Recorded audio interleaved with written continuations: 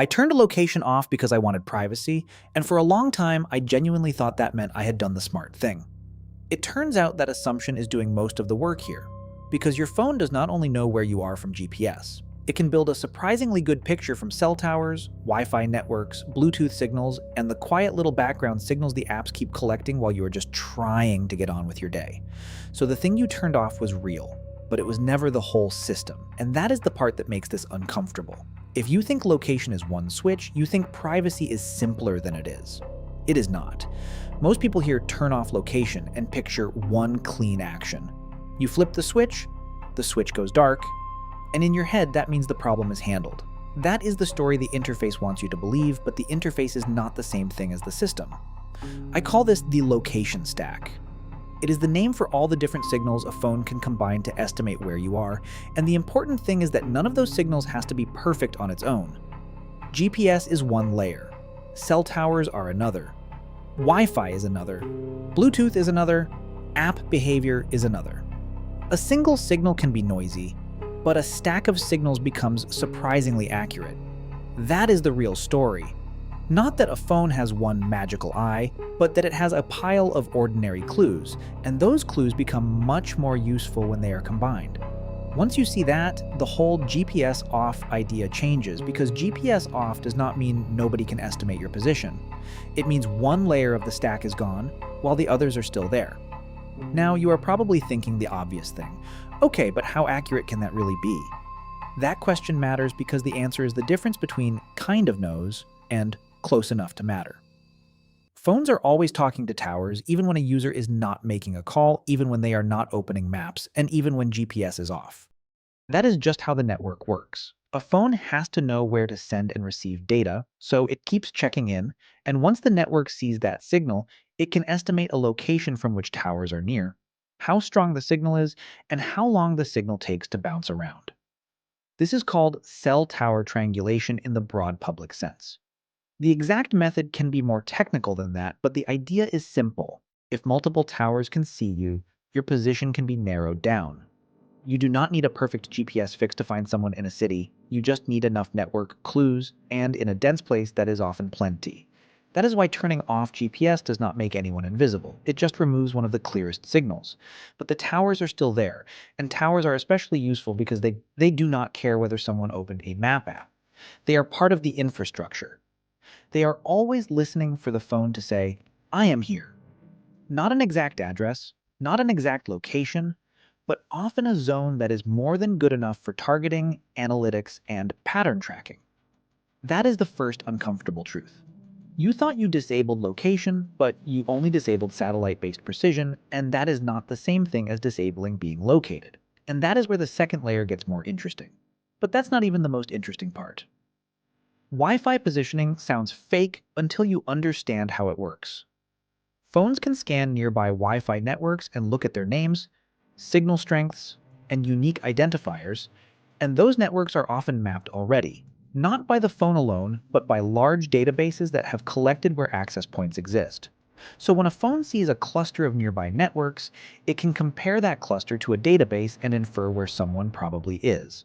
Not exactly, but enough. This is why a phone can sometimes place a person in the right building or the right block even when GPS is weak, blocked, or turned off. It is not magic. It is pattern matching. A neighborhood has a certain combination of routers. A floor in an apartment building has a certain density of signals. A coffee shop has repeatable network fingerprints. The phone does not need to know the whole city. It just needs to recognize the pattern around it. And once again, this is where the public story falls apart. Most people imagine location as a dot on a map, but machines do not need a dot. They need confidence, and confidence can come from the sum of very ordinary clues. Someone is standing near a router that was seen before. They are near a tower with a known range. They are near a Bluetooth device that reports in regularly. They are in the exact place where those signals overlap. Put those together, and the phone gets a better answer than most people expect. Now you might be thinking, fine, but I do not even connect to random Wi-Fi. Good, that helps. But connecting is not the only thing that matters. The phone can still scan, it can still see, it can still compare. So the real privacy question is not, did I tap join? It is, What can this device infer before I ever touch the screen? That is a much more uncomfortable question because it means passive observation is already enough to build a map. Not a perfect one, but a useful one, and useful is usually all the system needs. Bluetooth is the layer people forget, probably because it feels too small to matter. But small signals are exactly what make the stack work. Bluetooth beacons can help devices estimate proximity in stores, venues, airports, and public spaces. Nearby devices can be detected. Interacting devices can be logged. Low-energy broadcasts can say, in effect, something is here. Again, no single signal has to be perfect. They just need to be combined.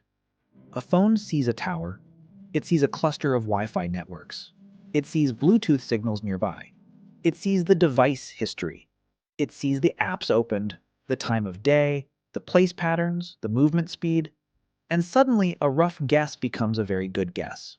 This is the part people miss when they say, I do not care. I have nothing to hide. That sentence assumes the only thing at stake is secrecy, but it is not. A lot of the time, the real issue is inference. What can be guessed about you before you ever explicitly say it? What can be predicted from movement patterns? What can be sold as a segment? What can be used to build a profile? What can be tied back to a daily routine? That is where location becomes less like a map and more like a behavioral fingerprint. Not because exact coordinates are always exposed, but because the pattern of where someone goes says a lot.